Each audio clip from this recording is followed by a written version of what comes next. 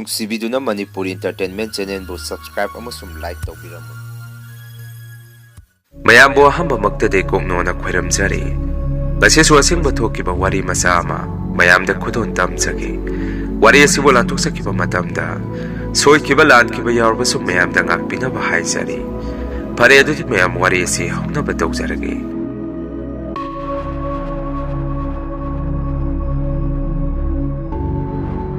ꯋꯥꯔꯤ ꯑꯁꯤ ꯃꯇꯝ ꯑꯃꯗ ꯑꯩꯈꯣꯏ ꯂꯩꯀꯥꯏꯗ ꯑꯁꯦꯡꯕ ꯊꯣꯛꯈꯤꯕ ꯊꯧꯗꯣꯛ ꯑꯃꯒꯤ ꯋꯥꯔꯤꯅꯤ꯫ ꯈꯨꯟꯁꯤꯒꯤ ꯂꯥꯏꯔꯣꯏ ꯅꯨꯃꯤꯠ ꯈꯨꯗꯤꯡꯒꯤ ꯑꯩꯈꯣꯏ ꯈꯨꯜ ꯑꯁꯤꯗ ꯃꯤ ꯑꯃ ꯅꯠꯇ꯭ꯔꯒ ꯑꯃ ꯍꯦꯛꯇ ꯁꯤꯒꯜꯂꯤ꯫ ꯑꯍꯜ ꯂꯃꯟ ꯃꯥꯏꯕ ꯃꯥꯏꯕꯤꯁꯤꯡꯅꯁꯨ ꯐꯅ ꯃꯁꯤ ꯊꯤꯡꯅꯕ ꯍꯣꯠꯅꯔꯕꯁꯨ ꯀꯌꯥ ꯉꯝꯃꯝꯗꯦ꯫ ꯑꯁꯨꯝꯅ ꯃꯇꯝ ꯑꯗꯨꯗ ꯕꯕꯥꯁꯤ ꯂꯩꯀꯥꯏꯗ ꯀꯦꯔꯣꯁꯤꯟ ꯌꯣꯟꯕ ꯆꯠꯂꯝꯃꯤ꯫ ꯊꯦꯂꯥ ꯃꯆꯥ ꯑꯃꯗ ꯀꯣꯏꯂꯥꯁ ꯇ꯭ꯔꯝꯅ ꯁꯦꯝꯃꯒ ꯂꯩꯀꯥꯏ ꯈꯨꯟ ꯈꯨꯗꯤꯡꯒꯤ ꯌꯣꯟꯕ ꯆꯠꯄꯅꯤ꯫ ꯑꯩꯈꯣꯏꯒꯤꯁꯨ ꯁꯟ ꯌꯥꯝꯅ ꯂꯣꯏ꯫ ꯕꯕꯥꯅ ꯀꯦꯔꯣꯁꯤꯟ ꯍꯦꯛ ꯌꯣꯟꯕ ꯍꯜꯂꯛꯄꯒ ꯁꯟ ꯍꯣꯏꯖꯟꯕ ꯑꯃꯨꯛ ꯆꯠꯂꯤ꯫ ꯑꯩꯅꯁꯨ ꯕꯕꯥꯗ ꯁꯟ ꯍꯣꯏꯖꯟꯕꯗꯨꯗꯤ ꯑꯩ ꯆꯠꯄꯤꯒꯦ ꯍꯥꯏꯔꯨꯕꯗ ꯅꯁꯥ ꯄꯥꯈꯪꯅꯤ, ꯑꯗꯨꯒꯨꯝꯕ ꯊꯕꯛ ꯇꯧꯕ ꯍꯧꯅꯗꯦ꯫ ꯏꯄꯥꯅ ꯅꯣꯡ ꯐꯥꯗꯣꯛ ꯍꯛꯆꯥꯡ ꯉꯝꯃꯛꯇ꯭ꯔꯀꯥꯟꯗ ꯏꯆꯥꯅ ꯃꯍꯨꯠ ꯍꯦꯛ ꯁꯤꯜꯂꯨ, ꯍꯧꯖꯤꯛꯀꯤꯗꯤ ꯏꯄꯥ ꯀꯜꯂꯤ, ꯅꯪ ꯌꯥꯎꯗ꯭ꯔꯒꯁꯨ ꯌꯥꯈꯤꯒꯅꯤ ꯍꯥꯏꯔꯛꯈꯤ꯫ ꯇꯁꯦꯡꯕꯗꯤ ꯑꯩꯈꯣꯏ ꯕꯕꯥꯁꯤ ꯃꯇꯝ ꯑꯗꯨꯗ ꯌꯨꯝꯗ ꯂꯦꯝꯅ ꯂꯩꯊꯣꯛꯇꯦ꯫ ꯊꯕꯛ ꯏꯪꯈꯥꯡ ꯁꯨꯕ ꯅꯣꯝꯕ ꯌꯥꯝꯅ ꯀꯟꯕ ꯃꯤꯑꯣꯏ ꯑꯃꯅꯤ꯫ ꯍꯧꯖꯤꯛꯇꯤ ꯕꯕꯥꯁꯤ ꯂꯩꯈꯤꯗ꯭ꯔꯦ꯫ ꯑꯁꯨꯝꯅ ꯅꯣꯡꯃꯗꯤ ꯕꯕꯥꯅ ꯑꯩꯉꯣꯟꯗ ꯑꯁꯨꯝꯅ ꯍꯥꯏꯔꯛꯈꯤ,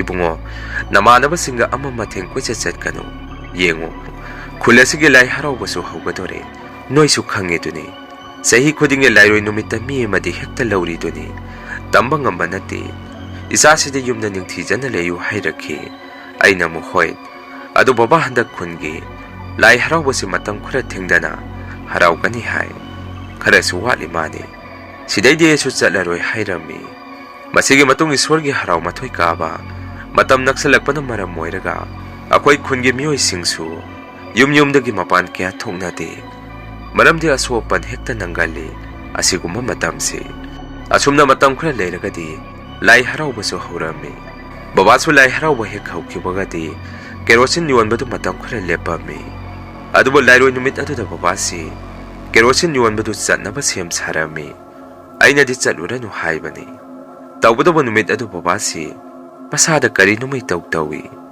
ꯍꯥꯏꯕꯗꯤ ꯃꯥꯅ ꯄꯥꯏꯔꯝꯕ ꯄꯣꯠꯆꯩꯁꯤꯡ ꯑꯁꯤ ꯀꯗꯥꯏꯗ ꯂꯩꯈ꯭ꯔꯦ ꯍꯥꯏꯗꯅ ꯏꯃꯥꯒ ꯑꯩꯒꯗ ꯍꯦꯛꯇ ꯍꯪꯉꯛꯈꯤ꯫ ꯃꯈꯨꯠꯇ ꯄꯥꯏꯔꯤꯕ ꯄꯣꯠꯁꯛ ꯑꯗꯨ ꯐꯥꯎ ꯊꯤꯕ ꯐꯪꯗ꯭ꯔꯦ ꯍꯥꯏꯗꯅ ꯀꯣꯏꯊꯤ ꯊꯤ꯫ ꯃꯇꯧ ꯑꯗꯨꯗ ꯏꯃꯥꯒ ꯑꯩꯒꯁꯨ ꯄꯨꯡꯉꯛ ꯍꯦꯛ ꯉꯛꯈꯤ꯫ ꯏꯃꯥꯅꯁꯨ ꯑꯩꯉꯣꯟꯗ, ꯏꯕꯨꯡꯉꯣ, ꯀꯔꯤꯅꯣ ꯅꯄꯥꯅ ꯉꯁꯤ ꯇꯧꯔꯤꯁꯤꯕꯣ?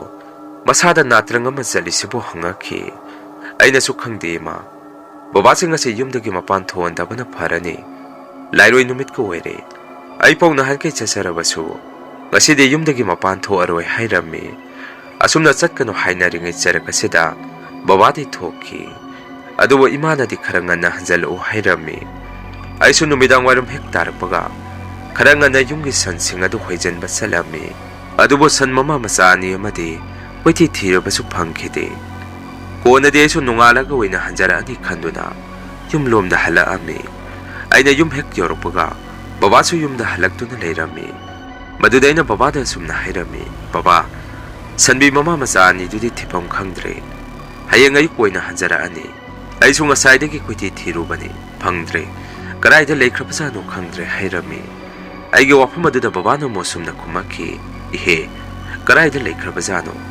ꯏꯄꯥ ꯑꯁꯥꯏꯐꯥꯎ ꯊꯣꯛꯑꯒ ꯌꯦꯡꯉꯨꯒꯦ꯫ ꯅꯪꯗꯤ ꯌꯨꯝꯗꯒꯤ ꯃꯄꯥꯟ ꯊꯣꯛꯑꯝꯒꯅꯨ ꯍꯥꯏꯔꯛꯈꯤ꯫ ꯑꯩꯅ ꯑꯃꯨꯛ, ꯀꯩꯅꯣ ꯕꯕꯥ, ꯇꯣꯛꯑꯣ, ꯍꯌꯦꯡ ꯃꯔꯥꯏꯅ ꯍꯟꯖꯔꯛꯑꯅꯤ, ꯉꯁꯤꯗꯤ ꯂꯥꯏꯔꯣꯏ ꯅꯨꯃꯤꯠꯅꯤ, ꯅꯨꯃꯤꯠꯁꯨ ꯇꯥꯁꯜꯂꯛꯑꯦ, ꯕꯕꯥ ꯅꯪ ꯆꯠꯂꯨꯔꯅꯨ ꯍꯥꯏꯔꯝꯃꯤ꯫ ꯐꯅ ꯑꯩꯅ ꯍꯥꯏꯖꯔꯕꯁꯨ ꯕꯕꯥꯗꯤ ꯑꯁꯥꯏꯐꯥꯎ ꯌꯦꯡꯉꯨꯅꯤ ꯍꯥꯏꯗꯅ ꯃꯈꯨꯠꯇ ꯂꯤꯆꯩ ꯑꯃ ꯄꯥꯏꯔꯒ ꯊꯣꯡꯒꯥꯟ ꯋꯥꯡꯃꯗ ꯊꯣꯛꯈꯤ꯫ ꯅꯨꯃꯤꯠꯇꯣ ꯑꯩꯈꯣꯏ ꯕꯕꯥꯁꯤ ꯃꯁꯥꯗ ꯉꯥꯡꯅ ꯁꯛꯅꯕ ꯑꯃ ꯏꯌꯥ ꯌꯥꯔꯝꯗꯦ꯫ ꯏꯃꯥꯗꯁꯨ ꯑꯩꯅ ꯑꯁꯨꯝꯅ ꯍꯥꯏꯔꯝꯃꯤ, ꯏꯃꯥ, ꯕꯕꯥꯁꯤ ꯉꯁꯤꯗꯤ ꯅꯍꯥꯟꯈꯩꯒ ꯏꯃꯥꯟ ꯃꯥꯟꯅꯗꯦ, ꯃꯁꯥꯗ ꯆꯠꯅꯕꯗ ꯍꯣꯠꯅꯩ꯫ ꯏꯃꯥ ꯅꯪꯗꯤ ꯈꯔ ꯍꯥꯏꯕ ꯌꯥꯗ꯭ꯔꯣ ꯍꯥꯏꯔꯝꯃꯤ꯫ ꯏꯃꯥꯅ ꯑꯃꯨꯛ, ꯈꯪꯗꯦ ꯏꯕꯨꯡꯉꯣ ꯇꯧꯗꯣꯏꯁꯤ, ꯑꯗꯨꯕꯨꯗꯤ ꯁꯟꯁꯤꯡ ꯑꯗꯨ ꯍꯟꯖꯜꯂꯛꯇꯕꯗꯨꯗ ꯑꯁꯥꯏꯐꯥꯎ ꯌꯦꯡꯕ ꯊꯣꯛꯈꯤꯕ ꯑꯣꯏꯔꯤꯅꯤ ꯍꯥꯏꯔꯛꯈꯤ꯫ ꯃꯗꯨꯗꯒꯤ ꯑꯩꯁꯨ ꯃꯅꯤꯡꯗ ꯆꯪꯉꯒ ꯈꯣꯡ ꯈꯨꯠ ꯃꯥꯏ ꯃꯤꯠ ꯇꯥꯊꯣꯛꯑꯝꯃꯤ꯫ ꯇꯟꯖꯥ ꯑꯗꯨꯗ ꯊꯣꯡꯒꯥꯜꯂꯣꯝꯗꯒꯤ ꯁꯟ ꯃꯃꯥ ꯃꯆꯥ ꯑꯗꯨꯗꯤ ꯆꯪꯉꯛꯈꯤ꯫ ꯃꯗꯨꯗ ꯑꯩꯁꯨ ꯕꯕꯥꯁꯨ ꯍꯜꯂꯛꯑꯕꯣꯏ ꯅꯤꯡꯉꯝꯃꯤ꯫ ꯑꯩꯅ ꯏꯃꯨꯡꯗ ꯂꯩꯔꯤꯉꯩꯗꯁꯨ ꯃꯄꯥꯟꯗ ꯕꯕꯥ ꯂꯩꯕꯒꯤ ꯃꯈꯣꯟꯗꯤ ꯇꯥꯔꯝꯗꯦ꯫ ꯏꯃꯥꯗꯁꯨ ꯑꯩꯅ ꯕꯕꯥ ꯍꯜꯂꯛꯈ꯭ꯔꯕꯣ ꯍꯪꯉꯝꯃꯤ꯫ ꯃꯗꯨꯗ ꯏꯃꯥꯁꯨ ꯈꯪꯗꯦ, ꯍꯜꯂꯛꯑꯝꯃꯅꯤ ꯍꯥꯏꯗꯅ ꯆꯥꯛꯈꯨꯝꯗꯒꯤ ꯈꯨꯝꯃꯛꯈꯤ꯫ Konadi aina mapana thoktuna yenguba matamdadi mamsu yamna mamaga leirami. Sangol lomdasu haibet chepthaduna yengubadasu babadi leiba uramkhedi. Sangsalga yengubadasu babadi halamkhedri. Matamadu isu isada punga ngakhi wakhandasu karino. Akoi babasibu haujipo hanjalaktrisibo. Sansingdi masing loina sure. Karaida muklei thaura bazano. Natraga sanbi mama masasi. Yumda hanjale khangdabadagi. Koithi thiba chatkrabazara khalami. Numituda akoi sangole sidasu. Akoi babasi leibadawna. Sajik kakpa makhola maina sum tarakhi. Sansingcho pukhongda khongami. Pataw kya sida isu wakhanda. Babadu bu kaidawro bazano khalami. Adubu matam maduda. Babade thunga lumda. San hoi hoiduna changakhi. Aigi nakta leiriba sansingsu. Baba lakpa ubada pukhongda khongami. Konadi aina babagi manakta sangsalaga sumna hairami. Kaino baba, kanagi sanno mukhijali iduna. Gasaina sanbi mama masadudi. Halaktana sida leire. Thadadraga yenguso hairami. Aigi wapam aduda babadi masada ingakngakna. Kari haiba. Sanbi mama masadi yumda halae haiba. Wapam ase hairamaka maningda onthoaga. Haipet yengamduna masada gyan taadana bom laungna tuthakhi.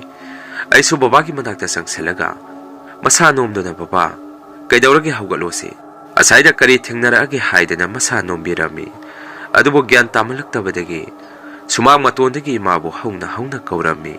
Ima, mapanda mukta thoro. Baba se kari no matawkre haidana. Imabu mapanda kauthoami. Ima soina kaubudo tarakpadagi. Mapanda senthorakhi. Asumna imaga igana. Bababu thangatuna imungda pusalakhi. Aiso khundagi maiba makauruge haidana. Imada hairami. Maduda imana ingonda sumna hairakhi. Ibungo, napasi mataw kramda tawkhibano.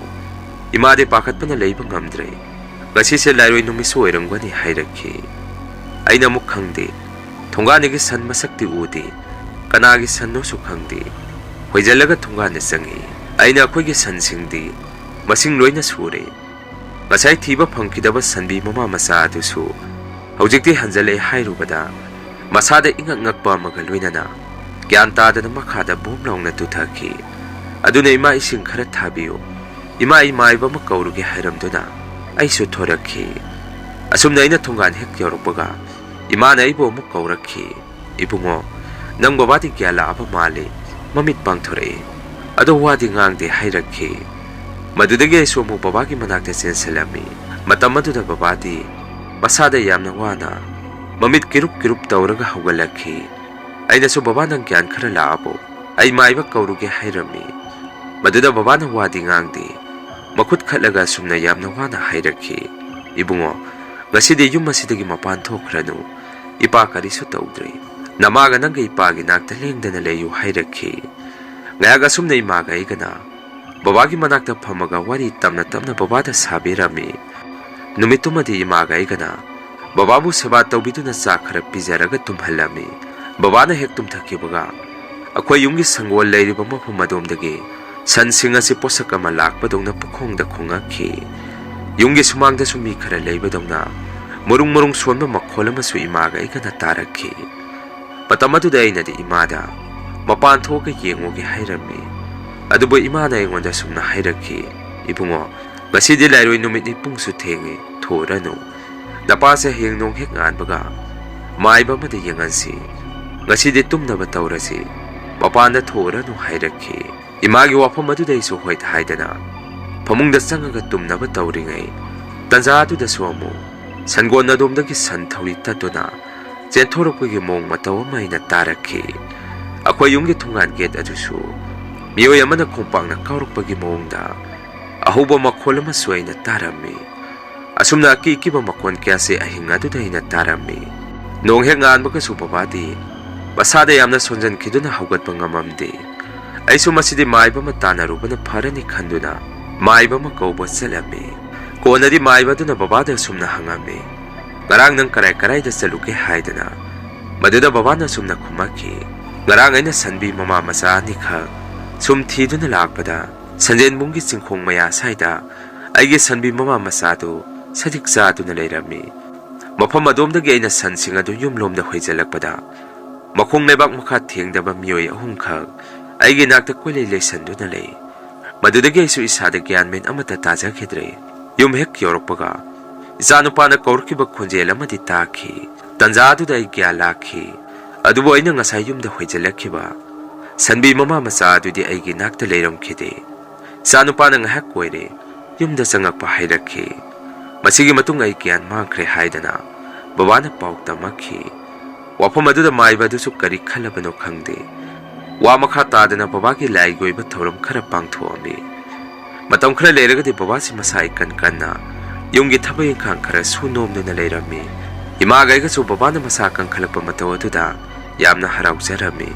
Adubo ikui kuidana nongmadi babasi nga chaningi hairamaga nungthinang hak tumthakhibadagi siduna leiramki.